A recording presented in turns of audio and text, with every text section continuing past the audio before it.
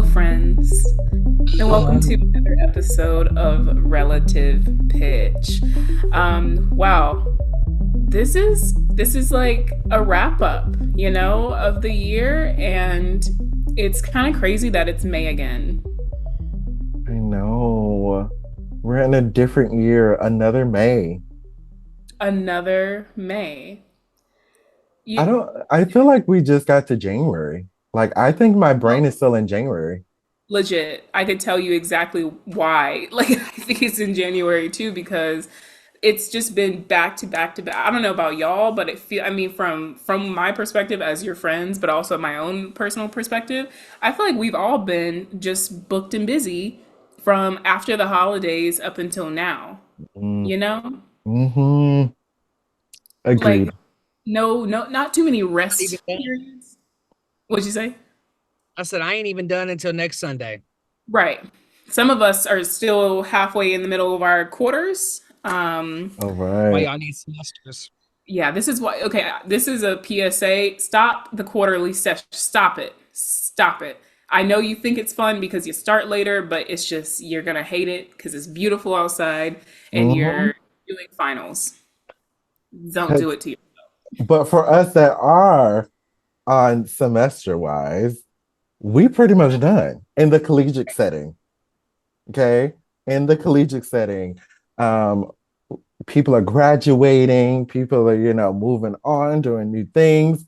So I am personally very happy.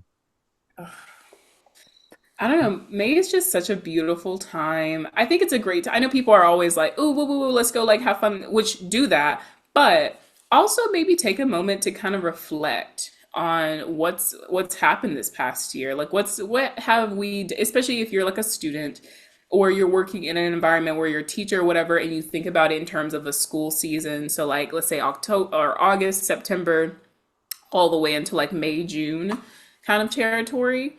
Think about like how much has changed, like for Mhm. you as an individual within the environment that you're in, society in general, just like the world at large. Like, think about where you were like August, September of 2023. Mhm. Lots Crying. changed. Mhm. Mhm. A lot has changed. And honestly, it's about a lot of growth through then too. I mean, and I've said this multiple times, but it's like through time, even when you think you're have your ups and downs, the growth is still moving up. So even though you might be down, especially in the middle of semester or middle of the year, think about how much you grow from those moments. And it's Yes. exponentially more than your negative times. So then when you get to May, when you get to the end of the year or of the semester, you're like, wow, I've accomplished a lot. So we have to look at it and give ourselves grace to understand that our growth is very important. And we have to uh, live in that and enjoy our growth when we look back on it in reflection. Mm. I think that sometimes we see setbacks or small like inconveniences as if they're a whole dip. But if Mm, you think about actually a more like a holistic point of view, you may be going up, up, up. So a small dip may feel like this, but actually what it is just like ear, mhm, especially if you're able to turn it around in a quick amount of time or in a time amount. It doesn't have to be quick, but I think when you think about it in a bigger picture sort of sense, the things that you see are as setbacks. First of all, after a while, you may not even consider them setbacks anymore. Those little dips that, oh, the job I wanted or this position I wanted here, this TA position I wanted here, I didn't get it. You may see as like the downward slope. And then later on, you see that it was actually, it actually like almost put you like so far, you just can't see it yet. And it's mhm, especially when you're younger and we've all had like younger students and people who we've mentored who it's been maybe it's their first big thing that they've really wanted and they didn't get it, and it can feel like everything is mhm, crumbling underneath and they're like, this is the worst thing that possibly could have happened. And honestly, when you are that young, it feels that way because you haven't seen the big picture yet. You kind of have to believe us old heads and your parents and your other teachers who are telling you you may not know, like this could be something that you're thankful for later down the road. Mm, And you just kind of have to trust that things are supposed to happen the way they are. I think there was like a quote that's like, you'll never miss things that are meant for you, right? mm, No opportunity that is actually yours will go missed. So don't ever think, oh man, I missed out on this or I didn't do this. It wasn't for you to begin with. right. Big facts. Couple of things. Lauren, there's only one old head on this thing, and that's Anthony. We're both young spring chickens. Poo fat removed. Second, Mm, second, my famous quote. I quoted this on an episode. Music school is like a marathon. It Mm. is not a sprint. But y'all, January to now, sprint. It's been a straight sprint. mm. And once my leg crossed the finish line May 1st, y'all, I can't wake up in the morning no more. Ooh. I am perpetually late after May 1st. You were perpetually late from August 1st to now. Shut up. And so if we want to talk Not about an gonna do old, is that slander. No, I mean like bad late. Like I was supposed to meet some friends the other day at 11 a.m. I showed up at 12:20. Michael, you've been doing this since August 1st. Like No, let's yeah, I live no, with you. I literally live with you. no, So I no. know. And I to your comment about an old head, the only person who looks 62 on this podcast is you. see. This is what happens, y'all. Every episode, they don't be doing this outside of these episodes. They be coming at me. I'm gonna No, cry. but also I literally said we're gonna do this podcast today about positivity, and then you throw the first I'm shot. So trying to guess be what? positive.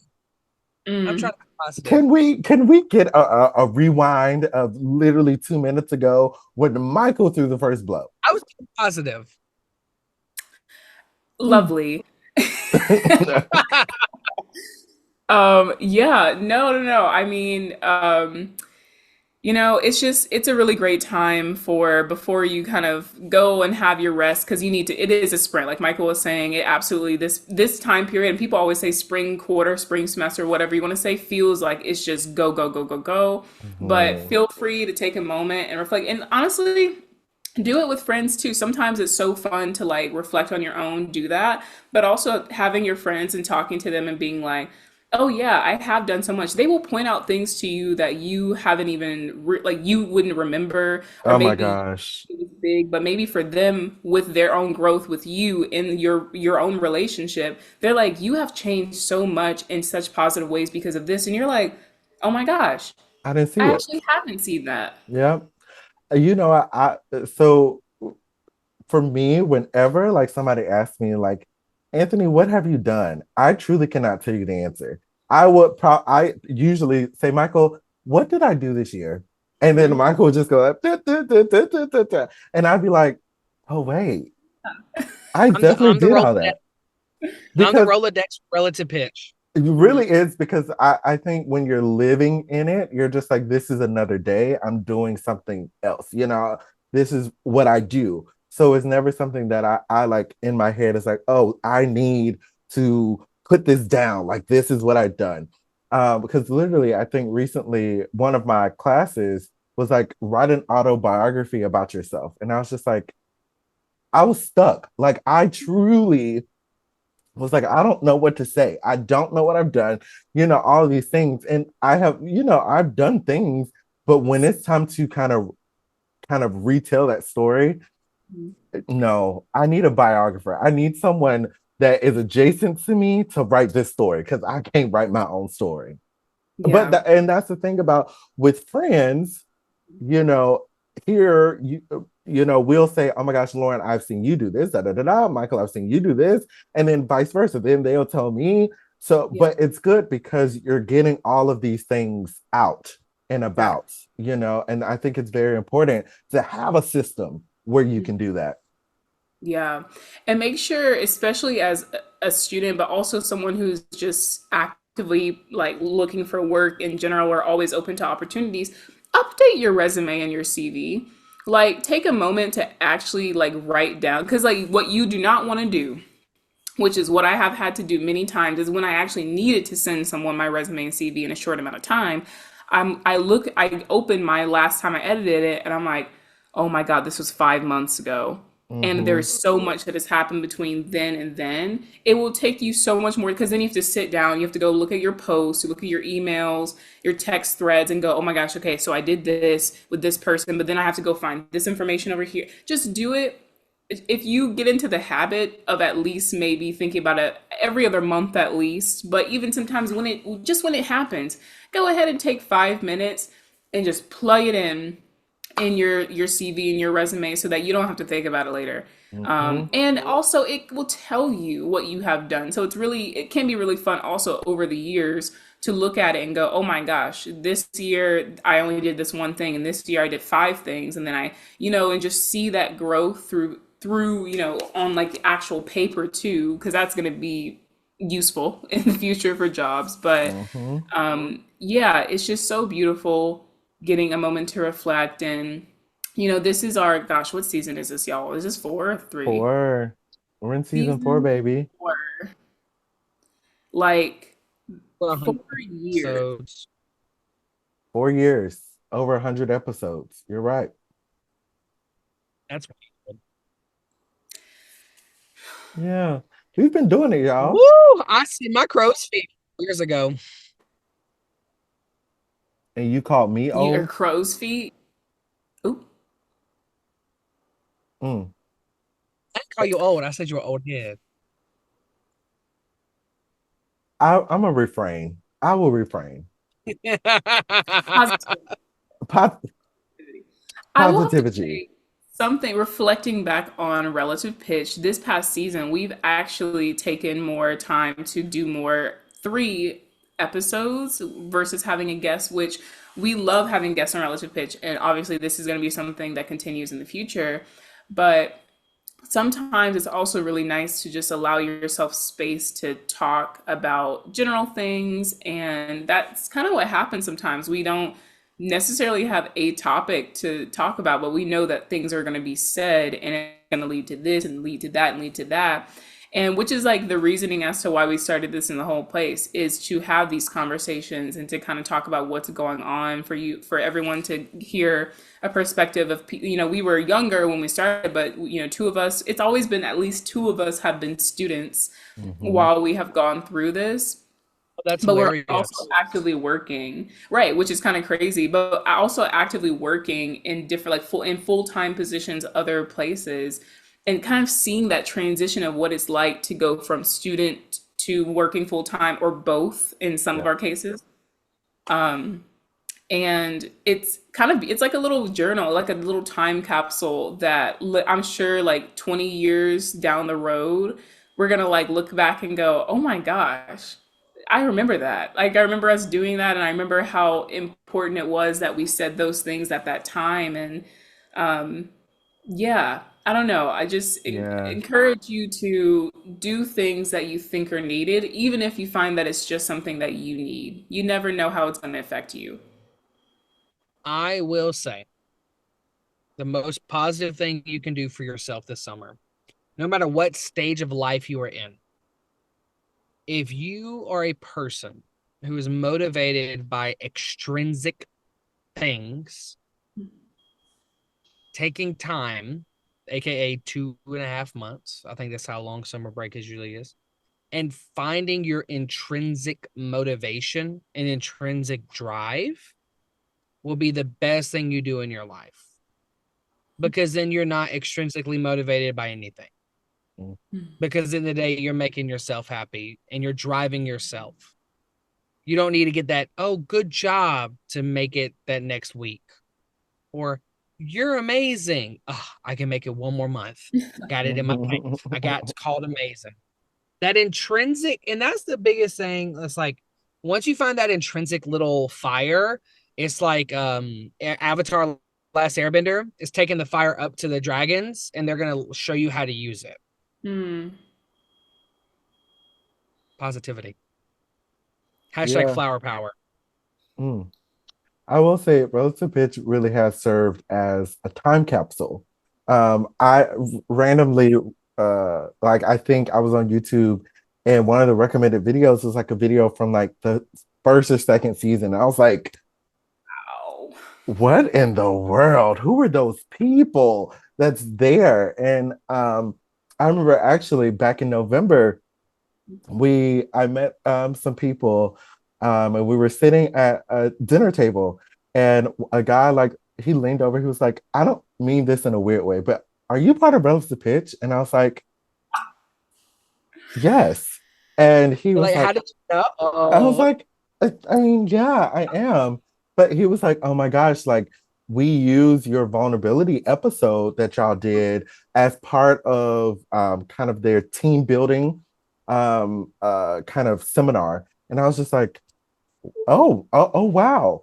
And I honestly, like at the time, I was like, we did an episode on vulnerability, but we totally did. We totally did. Because like that's the thing. As I said a couple of minutes ago, I forget a lot of Yep. things that I have done. And especially because people like with Relative Pitch, we film every Sunday Yes. and we have over 100 episodes. That means Mhm. I have said a lot of things in 100. And even when I've been at UGA, some students come up to me and they're like, yada yada yada. Do you remember saying this? And I was like, did I say that?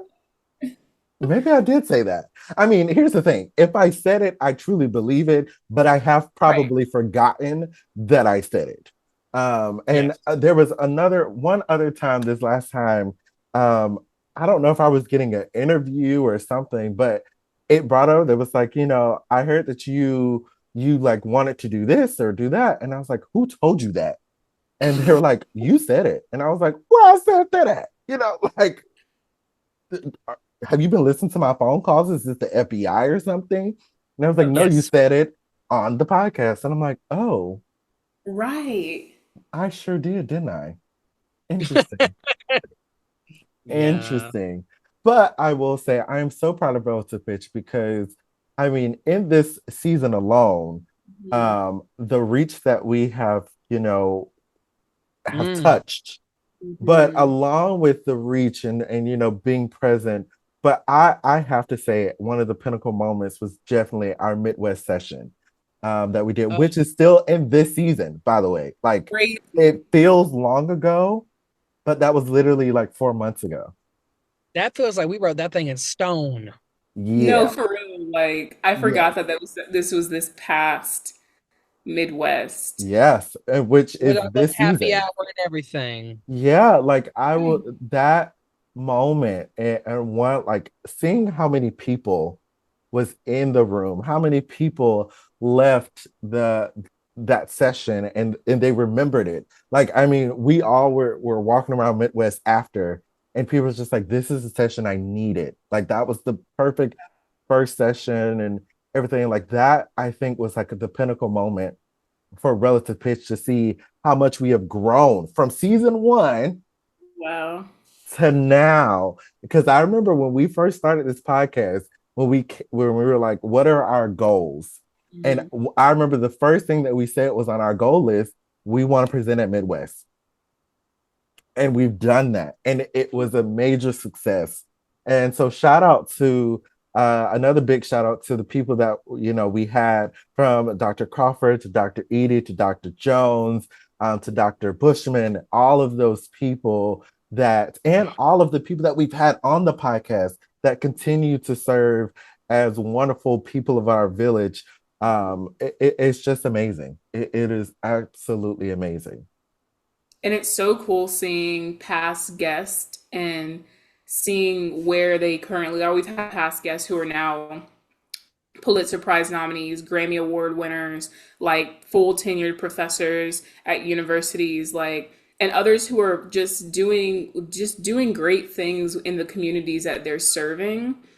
And I think such a huge part of like what we really are is a community. We really do, we mean community, like, because even within ourselves and how we met each other, but also how we have brought different people into each other's lives intentionally and sometimes unintentionally that have been really wonderful chance coincidences. Mhm. And it's just so beautiful seeing how something that starts off as one thing can lead to so many other opportunities, and the growth that we have been on together, how it's affected us as individuals, but also like together. I don't know. It's just, I really cannot emphasize enough like how important the people around you are and how Mhm. you have to be very intentional with the kind of people you're keeping around you all the time.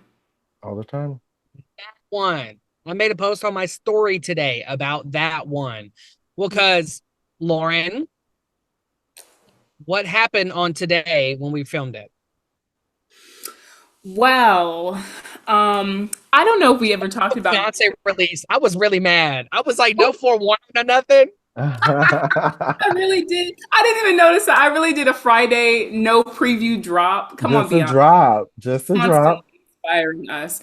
No, so something that I don't think I've really talked about. Me and Anthony were talking about this right before we started recording, is a project that I kind of I formed in my head, but it's become reality through the work of so many people.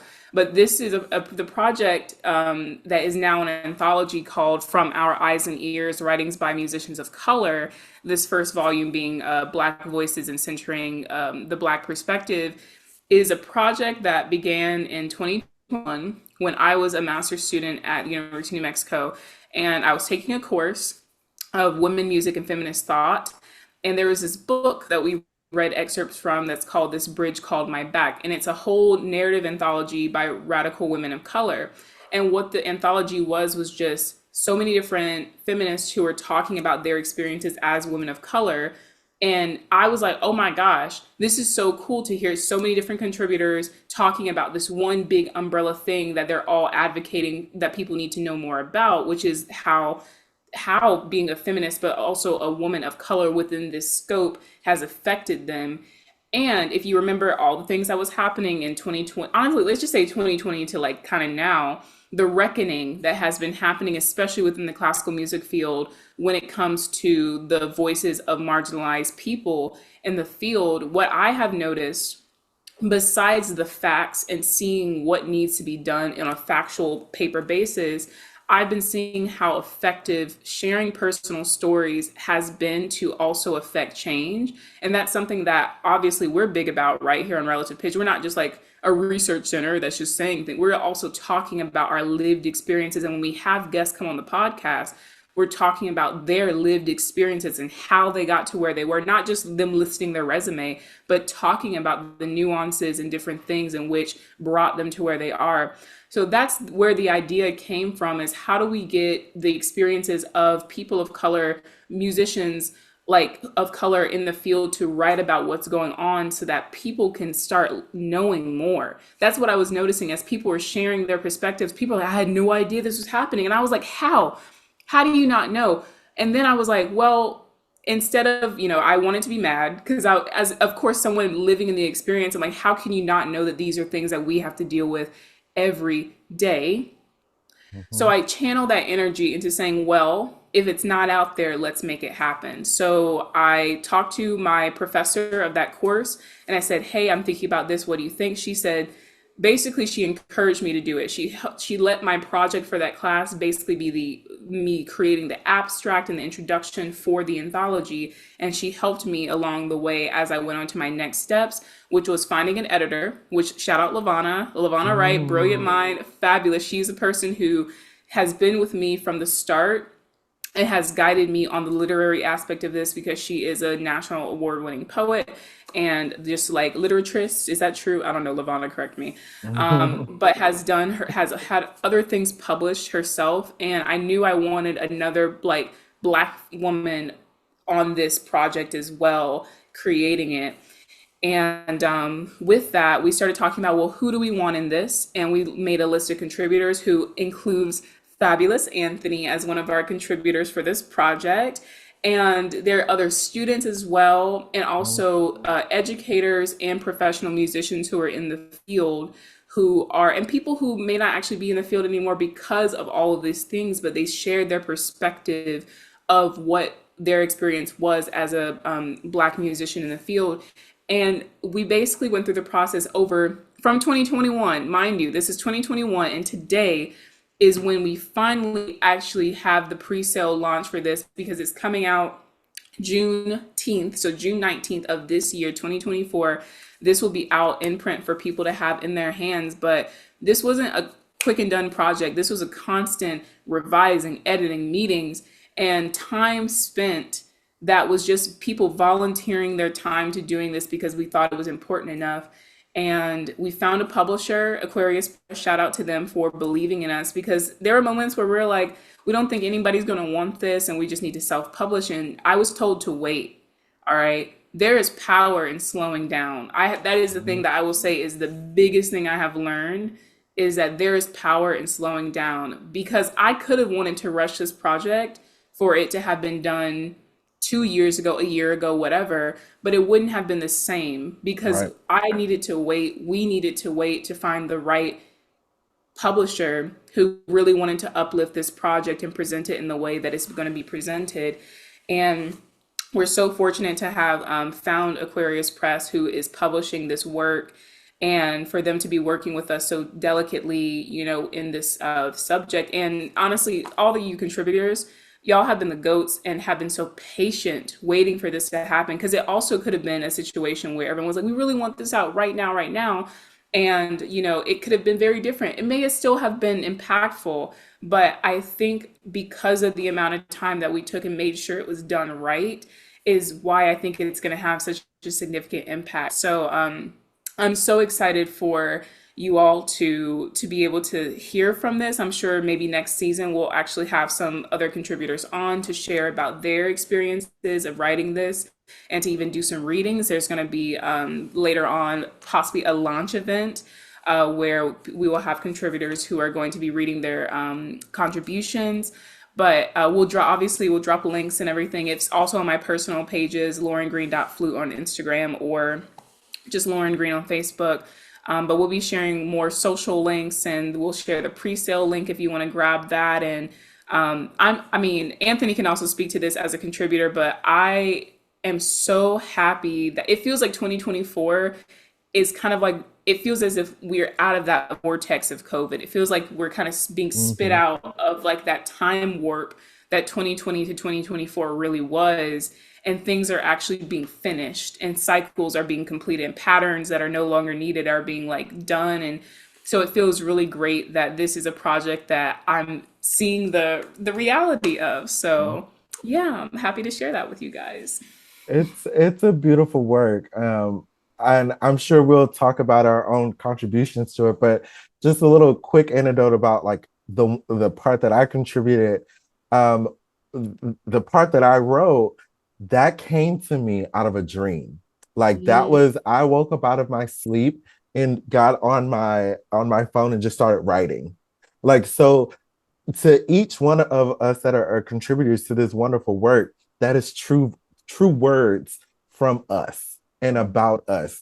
And so I think, Lauren, you said this earlier of like, this might be one of those works where it's, read in a musicology class, because it really tells a story of what we are going through now and what it is. And I think it's such a beautiful, but also something that ties into what we were talking about today.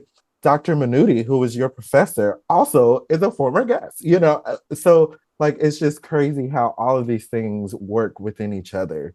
I am just so thankful to be a part of the project, and it's going to be amazing. Please go get your codes now. Go pre-order and get your books. Get your books.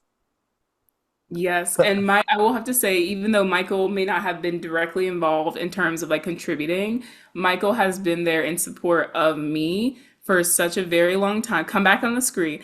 And like there have been so many people, including him, who in Mhm. general have just helped me, just be by helping me have helped me complete this project. Right. In the anthology, first of all, I dedicate this anthology to my late grandmother, because this also happened during like is soon after me losing her. Mhm. And the beauty of it is I dedicated it to her and to her life, right? Not the loss of her that I very deeply feel every single day. But also I speak to how my mother and my brother have supported me so much in this process, and I have seen them grow so much through these past years. And it's just it's such an amazing feeling to feel like so many hands have touched this project and all of us as contributors and editors of this project in so many different ways. So because no one thing is ever just one person, Mhm. and I think that's beautiful, and I think that needs to be highlighted even more, is because it was so significant that I was able to ask of so many people in my life to be a part of this, and that they wanted to, I mean, that's time, that's effort, that's like, time is money. It really, especially during a COVID world. And so the fact that these contributors took time, and Lavana, goodness, took time out of her own degrees to be a part of this project. And she's not a musician. I mean, she was a musician, shout out flute, but like, this is not her actual field. And so, like, to be a part of this project and to just believe in it in that way, I think is just and it just speaks to the character of everyone who's involved with this project. So truly, I cannot thank everyone enough for being a part of this. And if this is new to you and you're like, how did this happen? Exciting. Go read about it, and go get the pre-sale link. There will be, as the month goes through and as we get closer to the actual release date, we'll be dropping more info. Like I said, there'll be a virtual launch event that you can come to learn more about the contributors, and also just have a conversation about what's still going on. Because even though, again, this project was started in 2021, it is still very relevant to this day. There has been Mhm. so many different things that have happened throughout the years from 2021 to now that have shown why this is needed now more than ever. And it's not something I've said in the post, and something that I have said all the time, is I don't think any of this is ever the end. I think this is all still very much the beginning of the development of what we hope to see in the future. So while this may be the first thing of its kind in our field, I very much do not wish for it to be the last. I want more of this to come out, and I want people to feel inspired to share their own stories, but also for people who will see themselves within this, know that you're not alone, and that many of us have been where you are, and we're fighting for us to not have those experiences anymore. There's good shared experiences we want to have, but we don't want this to be a continued thing that 10, 20 years down the road, a student at a school picks this up and goes, oh, that's how I feel. I want them to question why, I want them to be like, oh, this was happening. I would have had no idea. That's the goal, right? Like, to hopefully have a student of color open it and go, wow, this is not my experience. And that's a good thing. Mm. That is great. So, yeah, thank you for allowing me to speak on that. It's been a long time coming, and I'm just really happy for it to be out there in the world. Very And much it so. is. It is. So bravo, bravo, bravo. Michael, what are some good news going on with you? Not you having to think about it. You always have good news. First of all, it can be anything. I mean, I know we've already congratulated you, but definitely big congratulations on your tenured, now part of the Chattanooga Symphony Orchestra. Oh, that did happen. See, Yes, this is exactly what we were talking about earlier. You don't even remember what you remember, and we're like, wait a minute. like Chattanooga Symphony I Orchestra, your students are doing phenomenal things at your universities, including your high school students. I can go on because, I'm there. So, I have one good thing. I get to take a cruise with my best friends at the end of this month. There you go. yes, yes. There you go. That is wonderful. That'll be my one good thing. I will also say, adding on to Michael, that this past year, Michael has done many performances that he has not actually had to do. Oh my And gosh. honestly, once you're out of school and you read, like, can you imagine just doing recital because you want to? And like, Mm, not only that, but doing works by living composers and exposing audiences to newer works and more contemporary things. That is a major thing that Michael may forget that he's doing, but mhm. He's been performing. I mean, I'm doing a doctorate in performance right now, and I feel like Michael has been performing like so much more repertoire, which is like amazing because that's what he advocates for. And Mm. it's really beautiful to see. You want people out in the community who are doing that because they want to. And I think it's also very powerful that, yes, to do this music, but to do this music well. And that is what Exactly. Michael, every time that he gets on stage, and he plays these beautiful works, some that have been lost to time and he has rediscovered them, or something that is brand new, like Katash Copley, his work, that when he premiered that work, I Oh, was just like, oh my goodness. But Right. also the kind of missing work, the crucifixion piece. And I will just say another thing that is very powerful that Michael really do, and I hope that people really take what he is doing and they do what he is doing is Michael is not scared to find those pieces by underrepresented composers and put them on the pedestal that they deserve to be on. Because one, like me and Lauren can perform these pieces, but we are also living in being a minority person. And so I hate to say this, but this is just how society is.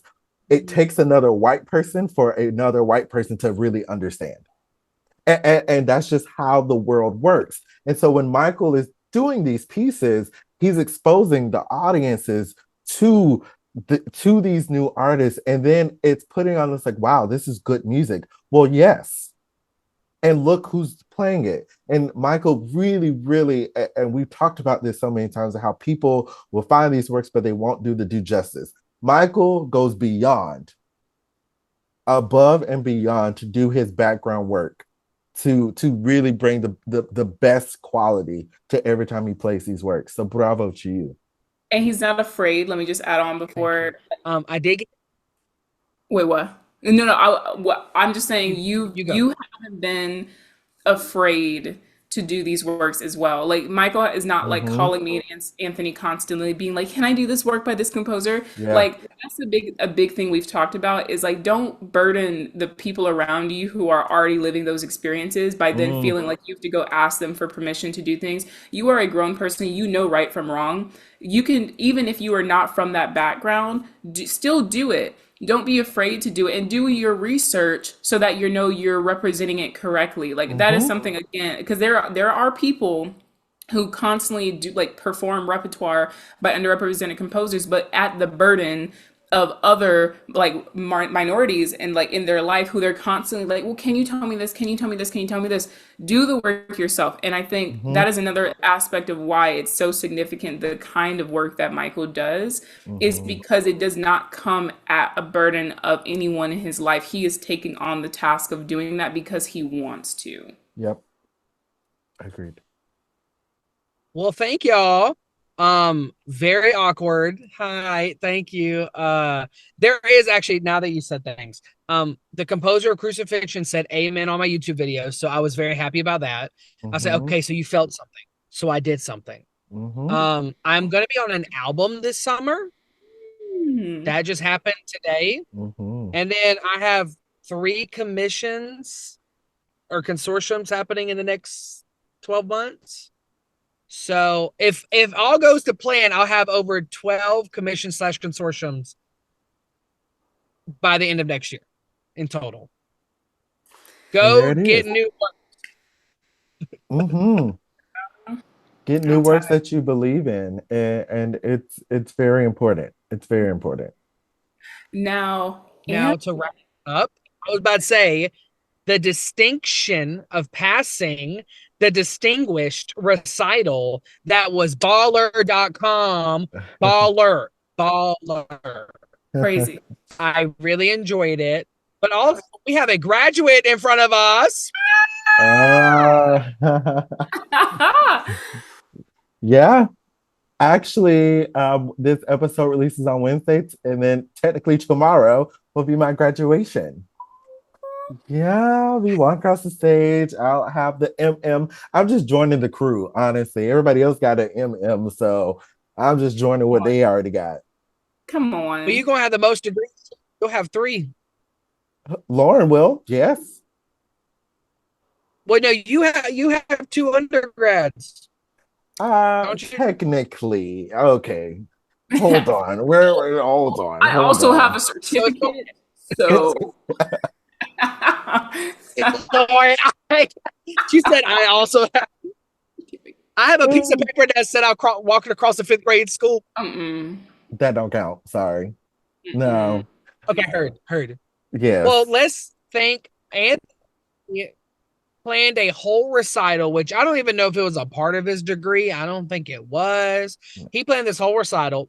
Personnel booked all the people, planned every rehearsal, booked the spaces, and then put on a recital.